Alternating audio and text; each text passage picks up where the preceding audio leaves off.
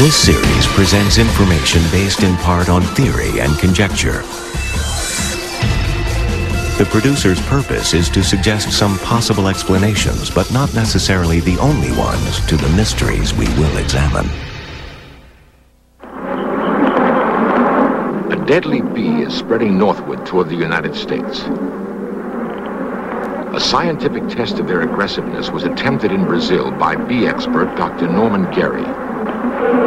500 bees or so have already come out. They're hitting my legs like crazy. I think we're overdoing this one for sure. They're all over my ankles. I'm going to have to move out. One stinging me through the top of the head. Because I wasn't prepared for the kind of action we're getting here.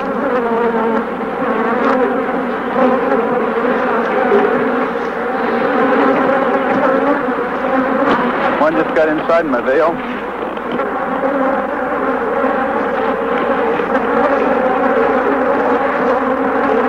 They're absolutely all over me. One's inside, two are inside my veil. One stinging in the ear. Sure wasn't prepared for this one.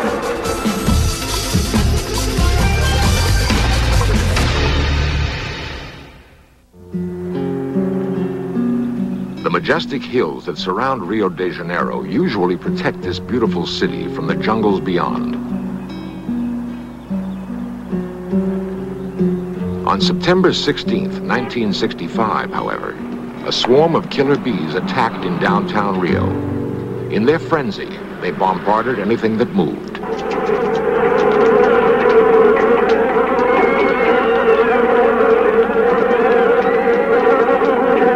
60 people were badly stung. A fierce new breed of honeybee now threatens the once happy partnership between man and bee. It is a threat, however, that must be met with understanding, not fear.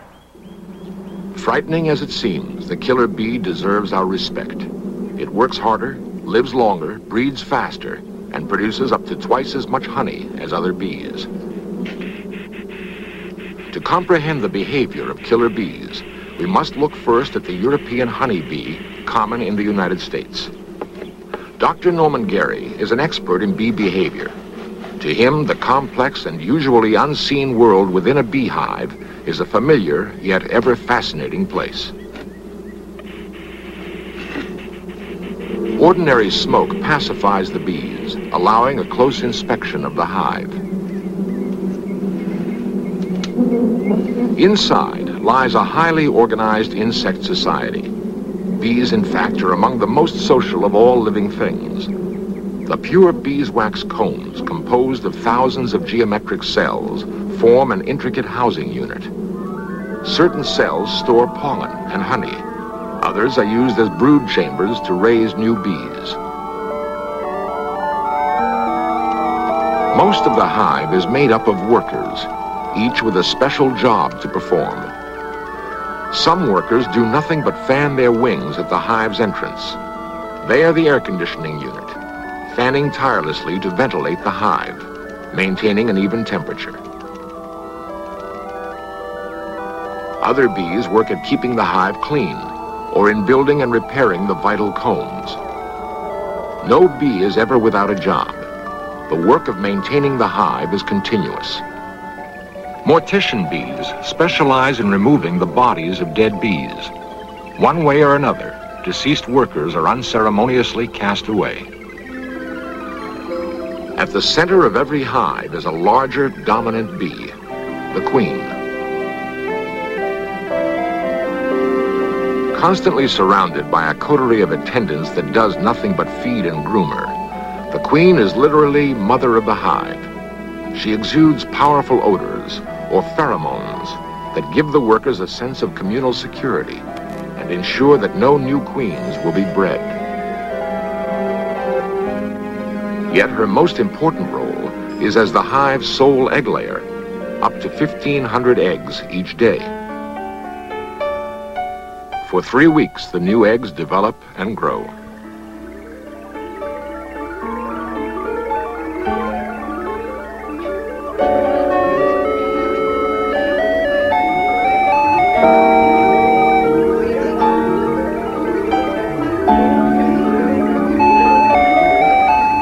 the bees emerge as fully formed adults.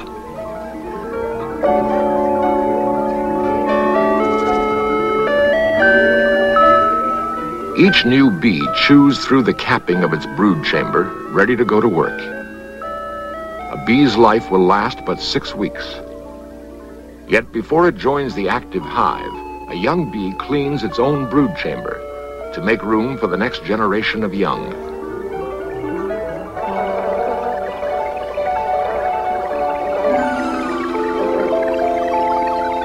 Soon, the new worker bees begin the task of finding sweet nectar and pollen, on which the entire hive depends for survival. On returning to the hive, workers perform an intricate dance, which communicates to other bees the exact location of a newfound food source. It is not long before a group of workers has found the spot and begun the delicate work of collecting food. In a way not yet fully understood, bees can actually remember the exact location and time of day at which a certain flower produces nectar.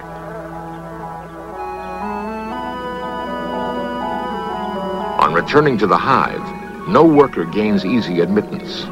It must first pass the scrutiny of a guard bee, a specialized worker who is constantly on the alert for unwanted visitors. Once inside, nectar is given to another worker. Later, it will be transformed to honey and stored. About once a year, the population of a hive begins to exceed its limits. The workers make preparations to produce a new queen. Meanwhile, at least half the colony gathers around the reigning queen. It is a phenomenon known as swarming. Suddenly, the swarm leaves the hive. They fly away and find a new place to live.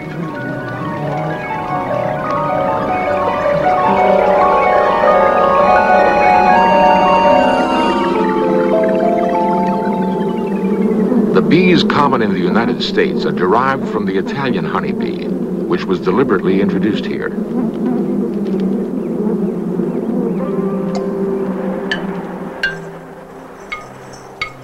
In Africa, there are also honeybees. In most ways, they are like the bees in North America. Yet in some respects, they are very different. Thousands of years of evolution in a harsh environment has made them a nervous, nomadic race. They breed much faster and swarm more often than other bees. They also work longer, carry more nectar, and produce more honey.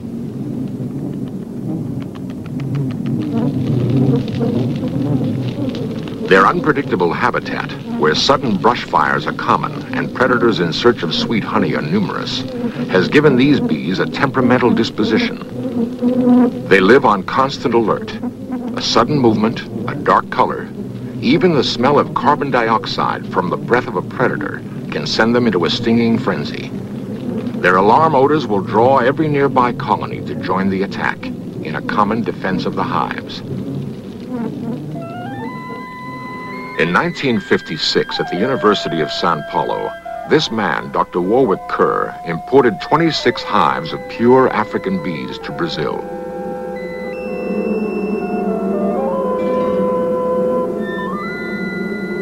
His purpose was to try to breed the perfect honeybee, a kind of super bee which combined the hard-working, high honey-producing aspects of the African bee with the docile characteristics of the European bee. The African bees were prevented from escaping by queen excluders, metal grills that allow workers to pass through, but keep the larger queen inside the hive. Bee experts from around the world frequently come to the University of São Paulo.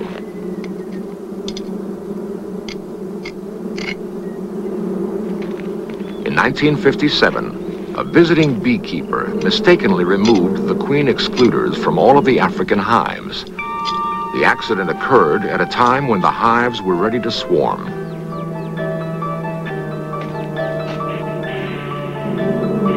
With nothing to stop them, the African queens and their colonies easily escaped into the wild. Hundreds of thousands of pure, aggressive African bees swarmed into the countryside. They quickly established wild colonies and continued to breed. Though no one suspected it at the time, the accidental escape of the African bees was the prelude to disaster.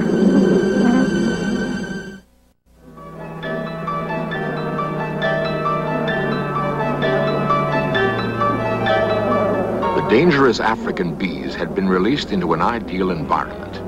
Highly aggressive, they met little competition. Often they marauded native hives, killing the bees, robbing honey, and taking over their homes. They multiplied at an astonishing rate and established colonies nearly everywhere, in trees, under tile roofs, in the ground, in abandoned cars. Once gentle hives suddenly turned dangerous. The sensitive, easily disturbed killer bees were taking over. Cows and other farm animals were attacked. Thousands had been killed. Vibrations from tractors and other equipment caused savage attacks on many farmers. At the church of Santa Barbara in Nimoy, a wild swarm swooped inside during Mass, stinging the congregation. In 1973, firemen used flamethrowers to destroy a wild swarm which had attacked over 300 people at a funeral service. A handful of dirt thrown at them triggered the attack. On several occasions, the commotion of a soccer game has caused bees to launch mass stinging attacks on players and spectators. In 1974, in Recife, Brazil, Jose Ferreiro was hospitalized after being horribly stung by a swarm of killer bees. Several days later, he died.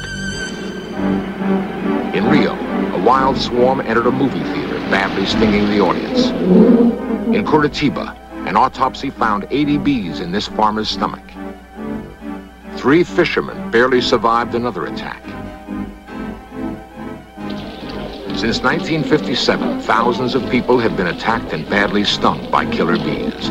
At least 300 people have died.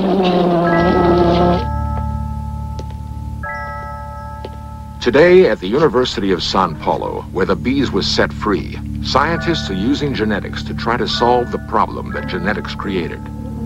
Using various types of bees, bold and intriguing experiments are being attempted.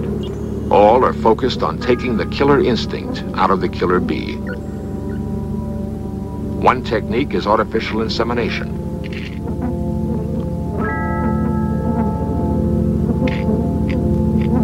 Drones, the stingless bees that fertilize the queen, have been collected from special hives. These drones represent an extremely gentle European variety. One by one, they are carefully removed. Each drone is gently compressed to reveal part of its reproductive system.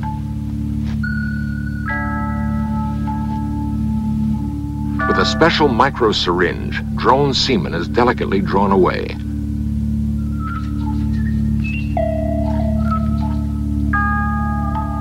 Meanwhile, an anesthetized killer queen bee is prepared for artificial insemination. The syringe containing semen from the drone is inched into position. Slowly, the captive queen is inseminated. Her genetic character is thus deliberately altered by science. The queen is then introduced into a hive. If the experiment is successful, the queen's eggs will bear a gentler bee. The hive will become less aggressive. Yet such experiments have had little impact. 90% of all killer bees live and breed in the wild, completely uncontrolled. Another attempt to solve the killer bee problem has been to produce mutant bees by exposure to high radiation. A mutant bee, which is physically unable to sting, has been produced recently. It may offer some hope for the future.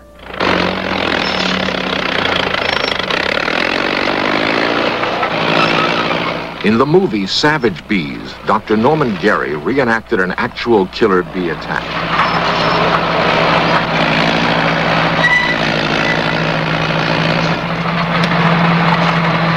The death of a single bee releases a chemical odor that drives a nearby swarm into a killing frenzy.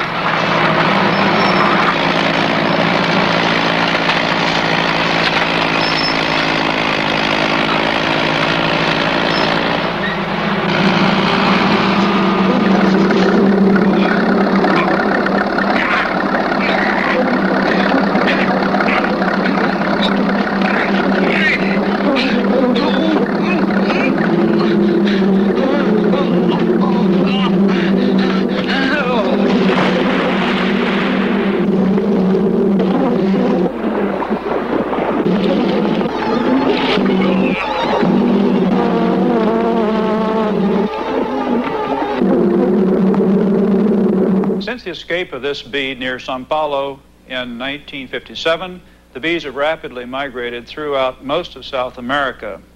They're presently going through the Guianas, and they've just been reported in Venezuela. Should they continue their northward migration at 200 miles a year, they could reach the U.S. by 1990.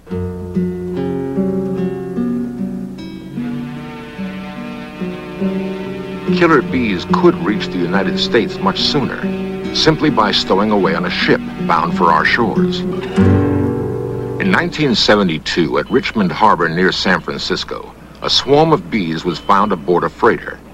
Before they spread, they were destroyed. The world's top experts identified them as killer bees.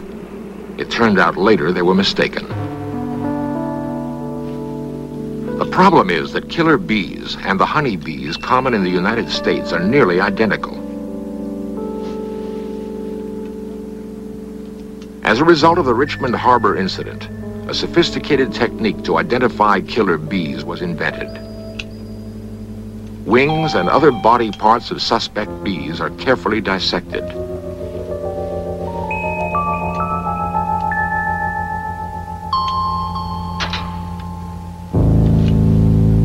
The parts are then projected. 25 specific features are precisely measured and recorded.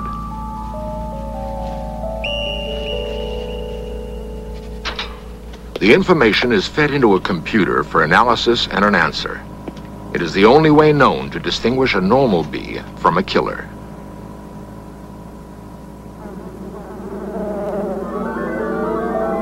When the killer arrives here, there may be an additional impact.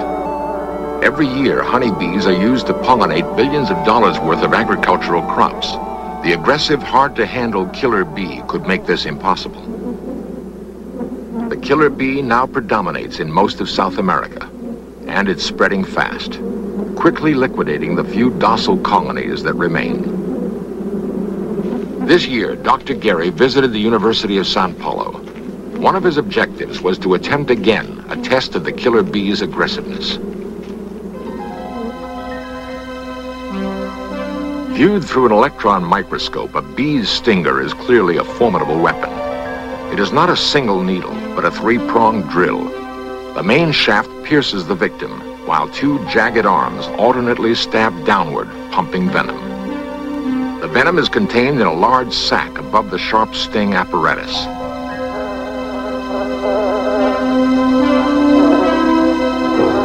Once inserted, the stinger will keep working until all the venom is pumped in. Wearing a special protective suit, Dr. Gary began the test. All that was required to arouse the bees was to dangle a black leather patch at the hive entrance. Killer bees react violently to black. A second patch on Dr. Gary's chest measures the intensity of the attack. 200 bees around my veil. The patch now is being stung. There must be 50 bees already have stung this patch on my chest. I'll continue to get them out. This is a maximum response.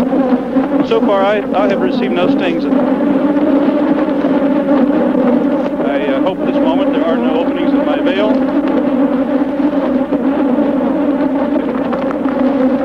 By now there must be 300 or 400 stings in my leather patch. I can actually feel them pelting my leather gloves. They are coming out with such activity. It's amazing. I actually feel the bees hitting me. Estimated about the same number of bees around the big camera. There's only one sting at this point that concerns me, and that's the one in my arm. I would estimate that the cameras themselves have at least 100, maybe 200 bees on there. Of course, they can't sting the camera. Even as Dr. Gary left the hive area, the bees persisted in their attack. Killer bees will pursue a victim great distances, stinging all the way. Killer bees don't calm down easily. They remember their anger for as long as 24 hours.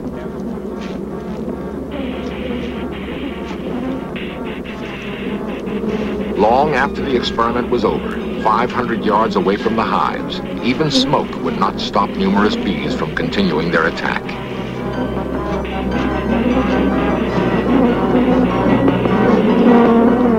Killer bees bees are unlike any honeybee that we have known. Unless stopped, they will live up to their name. Steadily, millions of killer bees are swarming northward toward the United States. Scientists have suggested various ways to stem the bees' advance. Everything from introducing armies of docile drones that might dilute their aggressiveness to building a giant bee net at the Panama Canal. So far, nothing has been done. When the killer bees will arrive and exactly how they will behave when they get here, we don't know. For now, there seems to be little we can do but watch and wait.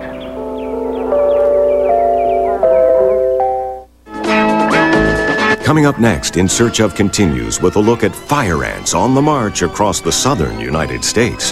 Then 20th Century with Mike Wallace investigates the unsettling cases of murderers Charles Manson and John Wayne Gacy. And later tonight, it's an all-fun, all-family challenge as the Great American History Quiz tests your knowledge of America's heroes and villains at 8 here on the History Channel, where the past comes alive.